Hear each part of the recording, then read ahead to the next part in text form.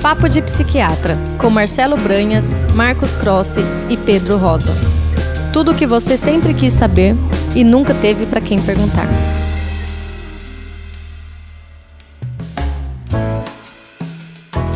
Seja bem-vindo a mais um episódio do podcast Papo de Psiquiatra, onde você vai ouvir uma conversa entre três psiquiatras sobre temas importantes sobre saúde mental. E a ideia aqui do nosso episódio de hoje é falar sobre o transtorno de pânico, que é um transtorno mental bastante frequente, bastante debilitante, mas que tem um extraordinário tratamento. Então, a gente já falou, é o terceiro episódio da série de ansiedade. Vamos em frente aqui. Pessoal, vocês querem me contar sobre o transtorno de pânico? Como é que vocês definiriam assim? Como é que geralmente se apresenta um paciente com transtorno de pânico no consultório de um psiquiatra? Bom, primeira coisa, o que caracteriza, o transtorno de pânico certamente é a presença de ataques ou crises de pânico. O que seria isso? Claro que nem todo mundo que tem uma crise de pânico tem o transtorno de pânico. Eventualmente a pessoa ela pode ter uma crise de pânico, por exemplo, em vigência de um episódio depressivo, ou pode ter uma vez na vida e nunca mais ter. Mas o transtorno de pânico, a pessoa ela vai ter um ataque ou uma crise de pânico de forma muitas vezes recorrente, ou seja, vão ter várias crises de pânico. E muitas vezes, depois que você tem uma crise de pânico, que você fica tranquilo, tudo bem, eu tive algumas crises de pânico, eu tô bem. Não, você começa a se preocupar demais com isso, porque uma crise de pânico, ela é uma crise altamente aversiva, envolve um sofrimento significativo muito alto. O que é uma crise de pânico? Geralmente é um ataque, ou seja, um episódio de medo intenso, de ansiedade intensa, e que a pessoa ela pode ter várias sensações, uma sensação que eu vou enlouquecer, eu vou perder o controle, ou eu vou morrer. Então muitas vezes você vai no pronto-socorro, tem pessoas, olha, eu tô infartando, daí você vê uma pessoa jovem, sem fator de risco, enfim, você faz o eletrocardiograma, a investigação não tem nenhum, não tem nenhuma isquemia miocárdica ali, mas sim, é um quadro de ansiedade que faz com que a pessoa tenha essas sensações, esses pensamentos, e também associados a vários sintomas físicos de ansiedade. Porque o nível de ansiedade assim, a ansiedade vai para o corpo. Ou seja, a pessoa ela tem palpitações, o coração acelera, ela tem sensação de falta de ar, às vezes de sufocamento, a pessoa ela começa a respirar muito rápido, eventualmente ela pode ter alterações assim, de sensibilidade da pele, que a gente chama de parestesias, assim, ela fica, vamos dizer, com os braços dormentes, suores, tremores, eventualmente náuseas, vômitos, até diarreia, eventualmente. Então, quer dizer, parece que tem uma descarga assim, de adrenalina muito alta. Então, você imagina alguém que tem isso, e geralmente é de uma duração limitada, ou seja, ela não é algo que vai persistir ao longo de um dia inteiro. Por mais que as pessoas, às vezes, elas relatam para você, eu fiquei o dia inteiro com uma crise de pânico. Mas aí você vê que teve um pico de ansiedade e depois ela permaneceu mais ansiosa do que ela é. Porque realmente depois que você tem uma crise dessa, é difícil você relaxar por completo mesmo. E uma característica importante da questão de pânico é, de forma geral, a pessoa ela não vai ter, vamos dizer, essa crise de pânico, assim, por exemplo, frente a um objeto que ela teme, assim, por exemplo, assim, ela não vai ter uma crise de pânico quando ela está andando de avião, ou quando ela está no elevador, ou quando ela está fazendo uma apresentação em público, e é uma pessoa mais tímida, por exemplo, com uma certa fobia social, Então, de forma geral, não tem um desencadeante claro, muitas vezes, e essas crises vão recorrendo, fazendo com que ela fique bastante preocupada a respeito disso, e, além disso, ela começa a se adaptar, às vezes, de forma bastante, vamos dizer, não efetiva. Muitas pessoas começam, por exemplo, a se esquivar de situações que possam gerar uma crise de pânico, e ela ter uma crise de pânico na frente dos outros, ela passar vergonha, começa a ficar mais em casa, Então, quer dizer, o transtorno de pânico, ele tem toda essa constelação, então é diferente de ataque de pânico. Eu acho que isso é uma diferença importante de se fazer, Porque muitas vezes é muito comum, ter um ataque de pânico na vida, assim, as taxas de um ataque de pânico na vida são altíssimas, Agora, de transtorno de pânico, são menores. O nosso cérebro automaticamente, ele, como você falou, um ataque de pânico é muito aversivo. Na hora que a gente presencia e vivencia, eu quero dizer, um ataque de pânico, uma coisa muito aversiva, desagradável, sofrida, difícil de lidar, o nosso cérebro automaticamente, desesperadamente, vai atrás de o jeito que tiver à frente para isso nunca mais acontecer. E a pessoa começa a fazer uma associação natural entre o ambiente onde o ataque de pânico aconteceu e a possibilidade disso acontecer de novo. Tipicamente, ataques de pânico no transtorno de pânico, eles são imotivados inicialmente, mas vai haver ali uma consolidação, vai ser estabelecida uma relação de muita força entre aquele ambiente e a possibilidade de novos ataques de pânico acontecerem, e a pessoa vai possivelmente começar a evitar essas situações. E aí que reside o problema. Porque através desse comportamento de evitação, essa reação a uma emoção forte, uma reação ao medo de ter um ataque de pânico, o medo de ter um medo, e lembrar na nossa diferenciação lá, medo e ansiedade, no primeiro episódio dessa série de ansiedade, 2 episódios atrás, medo, uma sensação desagradável de necessidade de fuga de uma ameaça imediata, localizada, quer dizer, existe algo no organismo do indivíduo que fala para ele convincentemente que ele está infartando, ele precisa fugir disso, e depois que passou, porque o ataque de pânico passa, por definição passa, ainda que, como o Marco falou, pode deixar uma ressaca, né? Uma sensação de desmoralização, de grande sofrimento, de sensação de incontrolabilidade muito sofrida, mas o ataque em si, ele dura uns 20 minutos, 30. E o indivíduo vai, naturalmente, querer evitar essa ameaça, e é aí que reside o problema, porque isso perpetua os ataques de pânico, o indivíduo aprende que a maneira de resolver é fugir dos ataques de pânico, e a pessoa começa a mudar a própria vida, deixa de fazer coisas que faria porque tem medo do medo. E é assim que um transtorno de pânico se perpetua, e ele pode, infelizmente, durar muitos anos. Essa é uma questão sofrida, né? Porque para a maior parte das pessoas não passa sozinho, precisa de tratamento. Eu acho que uma coisa interessante nesse sentido, né, de evitar o ataque de pânico, que nem você falou, a pessoa naturalmente passa por uma situação horrível, e daí ela vai tentar achar correlações, né, o que tem a ver com esse ataque de pânico. E muitas vezes essas correlações não tem, na verdade não são a causa, não tem a ver, né? A pessoa teve dentro de um ônibus, aí começa a mandar mais de ônibus, aí teve dentro de um elevador, aí começa a não entrar dentro do elevador, e daí às vezes o problema vai aumentando de uma certa forma que a pessoa evita tudo, né? Evita até sair em lugar público, sair de casa, se expor completamente, entrando numa coisa que a gente chama de agorafobia, né? Que vem, até interessante, né? Agorafobia vem da ágora, que eram mercados largos, espaços grandes lá na Grécia, e a pessoa evita, mas a pessoa não evita só ir no mercado municipal, no supermercado, a pessoa evita tudo, né? Acaba evitando tudo. Evita qualquer coisa que por alguma razão ela associou o ataque de pânico. Exato. Pode ser lugar fechado, pode ser lugar aberto, pode ser clima, mudanças climáticas, pode ser, enfim, qualquer coisa, né? Até cinema, né?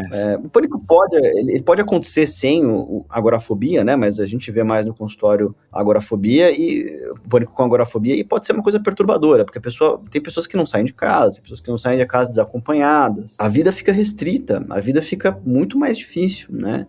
E a gente tem um número grande de pessoas, isso é um transtorno mental muito comum, e cada vez mais comum, e que, puxa, tem um tratamento fantástico, né? Se a gente segue certinho, melhora muito. Muitos pacientes, às vezes, não conseguem sair. Eu tenho um caso assim que a pessoa chegou e não conseguia sair até o hall do elevador de casa, né? Acaba ficando muito...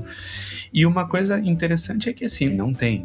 Na maior parte das vezes não tem a ver com o local em si, é que a gente faz essas correlações, que nem a pessoa que às vezes tem uma coceira e daí acha que é porque comeu uma carne de porco, ou tem passa mal do intestino e acha que é porque... A gente faz essa correlação e muitas vezes elas não têm a ver.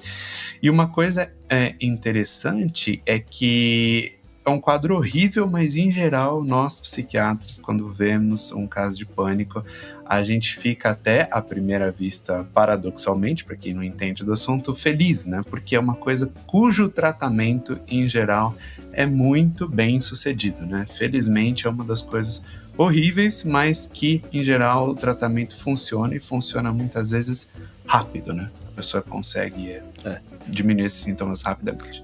Tem uma característica muito comum, né? O Marcos falou bastante sobre neuroticismo no episódio anterior, sobre de TAG, de como que as pessoas têm uma característica pessoal de lidar com preocupações. E no pânico tem uma outra característica pessoal, que é a inclinação a dedicar muita atenção a fenômenos do corpo, né? A gente chama isso de uma ansiedade somática. Soma é corpo, né? O que eu quero dizer com isso? O nosso organismo, ele faz barulhos, ele dá dores, ele range, ele tem suas questões, às vezes o olho treme, às vezes tem uma pontada nas costas, às vezes tem uma variação de intestino, assim, o nosso organismo, ele não funciona perfeitamente como uma máquina, né, ele é orgânico, ele tem os seus sintomas, suas manifestações, e tem muitas pessoas que prestam muita atenção nisso, tem gente que ignora, deixa passar, não liga, mas tem pessoas que vão pegar e analisar esses fenômenos do corpo com uma lupa. E essa é uma característica pessoal, é um traço da própria personalidade, também associado ao neuroticismo, né? Uma inclinação maior, uma afetividade negativa. E isso, quando muito intenso, pode culminar com um transtorno de pânico. Porque a pessoa pode, em dado momento, adquirir um ataque de pânico porque começa a achar que tem um problema de saúde que é muito perigoso, às vezes, claro, é um problema absolutamente real, às vezes é só uma sensação que não tem significado nenhum, às vezes é de uma doença. Então, acho que todo psiquiatra viu pacientes tendo ataque de pânico quando estavam com Covid. Assim, eu vi alguns, Covid é uma doença real, que infelizmente matou muita gente, mas as pessoas podem ter ataques de pânico em função de sensações físicas. E aí é uma questão que, assim como tem a agorafobia, a gente também tem uma dimensão de sintomas no pânico, que é a hipocondria, que são pessoas que se tornam muito preocupadas com a própria saúde, achando que tem uma doença grave, que isso tem uma implicação necessariamente grave, e que vão, da mesma maneira como um paciente agorafóbico fugir de certas circunstâncias, o paciente hipocondríaco tem 2 recursos à mão. Primeiro é o Dr. Google. Ele enfia a cara no Google, lê tudo sobre um assunto, buscando breves momentos de reasseguramento e alívio da ansiedade, que acabam por perpetuar o problema. Ou, às vezes as duas coisas, procurar médicos para fazer exames várias vezes, exames desnecessários repetidos. O que também, quando os resultados vêm negativos, tem ali um reasseguramento breve, quer dizer, também uma apresentação do transtorno de pânico, digamos assim. A gente acaba, como psiquiatra, muitas vezes esses pacientes chegam depois pra gente, né? Depois de ter ido várias vezes ao pronto-socorro, depois de diversos exames negativos, depois do Dr. Google, depois do Dr. Shopping, né? Que é passar por vários especialistas, vários médicos, né? E esses pacientes muitas vezes também, não é uma regra, mas é comum ter uma dificuldade de nomear e identificar emoções, né? Acaba tendo prestar mais atenção no corpo, né, do que nos estados emocionais, né? Tanto que acaba, durante a terapia desses pacientes, uma das tarefas é melhorar aí o vocabulário e a percepção emocional.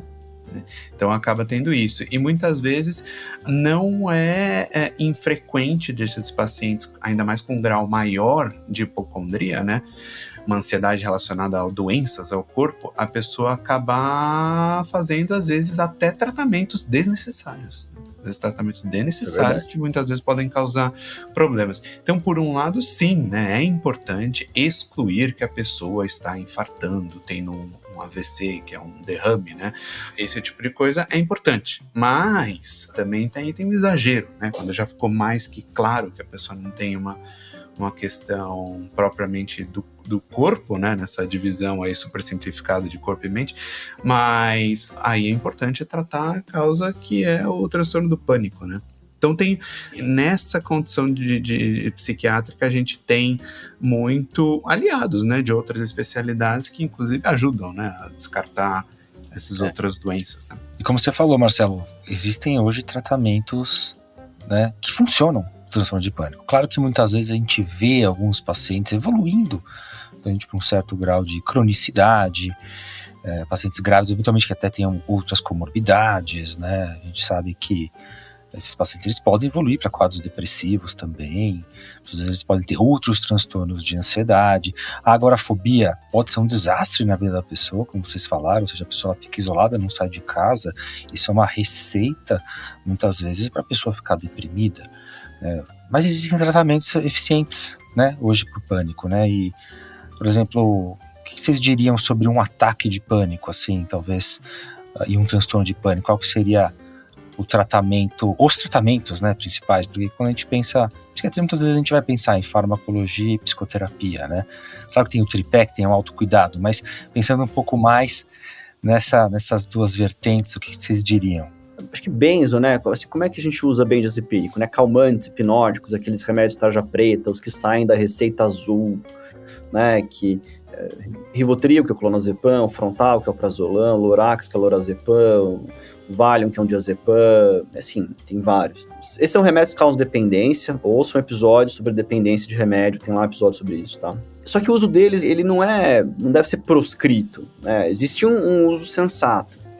Existe um uso apropriado para crises de ansiedade, e o paciente tem que ser muito bem orientado para que esse uso ele não se colabore com a esquiva. A gente descreveu a esquiva de locais, a esquiva das sensações desagradáveis quando a pessoa sai correndo atrás de informações sobre alguma coisa, de uma doença que ela julga que ela tenha.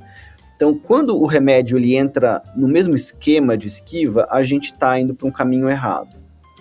Só que, de certa forma, a gente tem uma confiança tão grande que os antidepressivos funcionam, porque eles funcionam mesmo para transtorno de pânico. Não são todos, mas a maior parte. Tem evidências consistentes e realmente ajuda muito. Que a gente pode usar judiciosamente, uma dose pequena. Tem alguns colegas que prescrevem doses gigantescas. Por outro lado, às vezes fica uma questão de dose muito baixa que não vai funcionar. Uma gota de Rivotril, assim, provavelmente não funciona, né? Precisa de usar doses corretas. Então, uso temporário, breve, específico em crises, funciona muito bem.